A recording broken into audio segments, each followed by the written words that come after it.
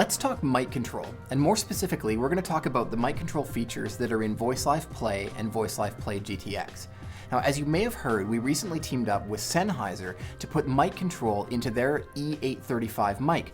So what's come out is the E835 FX, and as you can see here, it's got the mic control button right here on the mic, pretty much in the same place that it is on the MP75 mic that we make. Both of them are really, really cool mics that work really well in tons of different situations. So once you've made your choice, and you've got your VoiceLive Play or GTX, and you've got your E835 FX or your MP75, you're going to want to control your product with mic control.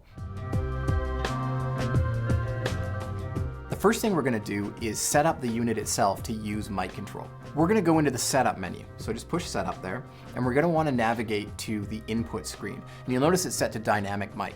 So we're going to use the control knob here. We're going to go past condenser mic. That's not the one we're looking for. We're going to go to E835 FX. The other thing you're going to notice is as we turn it to E835 FX, mic control right next to it here is going to change to hit. What that means is when I press the button on the mic, hit turns on. When I press the button again, hit turns off. It's exactly the same as actually physically pressing the button on the device, which is really cool because you can get up, you can get away from the unit, boom, you just press the button and it comes on and off. The next function is just an expansion on hit.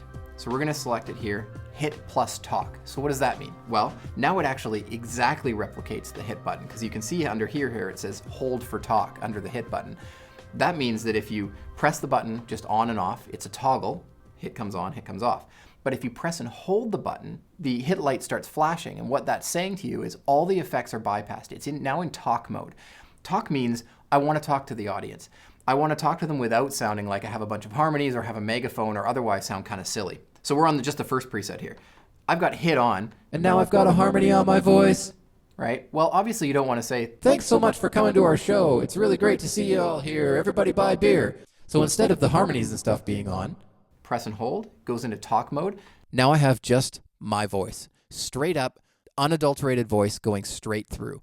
It will preserve tone, because obviously if you're using the tone feature in the setup menu that makes the mic sound so great, you don't necessarily want that all to go away. You don't want the tone and the timbre of your voice to change. You just want the effects to go away.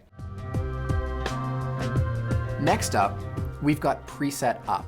So what that's going to do is when you press the button, it's going to cycle to the next preset in the list. Literally, it works exactly the way it sounds like it should work.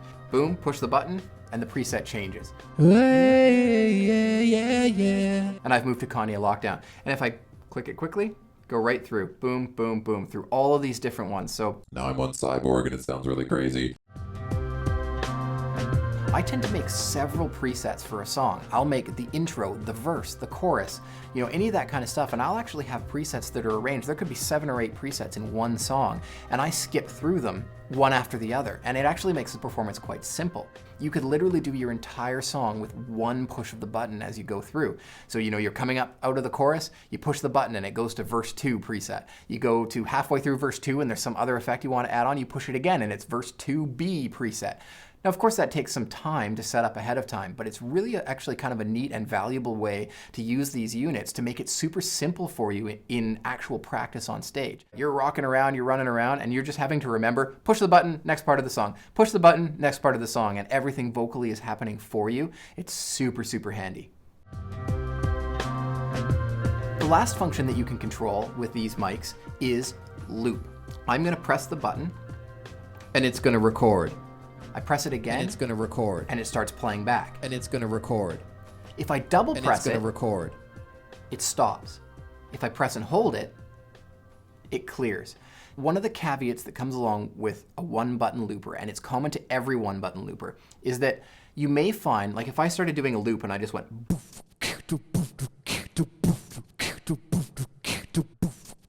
so now I've got my loop running, right? And I say, cool, I don't like that loop. I want to stop it. I double tap, and it stops. If I single tap, it plays again. Really cool. So if you're running around the stage, you can start your loop wherever you want, which is so slick for your audience. Like they don't have any idea what's going on, and all of a sudden your loop just comes out of nowhere. It sounds super cool.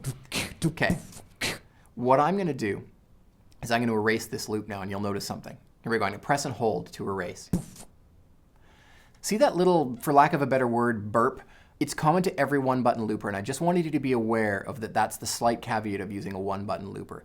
It has to register that I've pressed the button once in order for it to register that I'm holding the button. So that's why you're going to get a little tiny burp as you're erasing the loop. It's just a limitation of the one button, but I didn't want you to be surprised when you hear it happen and think there was something wrong, because it's actually the way it's supposed to work. So there you have it. There's so many cool things that you can do with mic control, and it really frees you up to move around the stage. And from your audience's perspective, you're not standing near a box and pushing a button with your feet or using your hands. The effects are just kind of magically coming and going, and I think that really adds a new level of dynamic to the performance.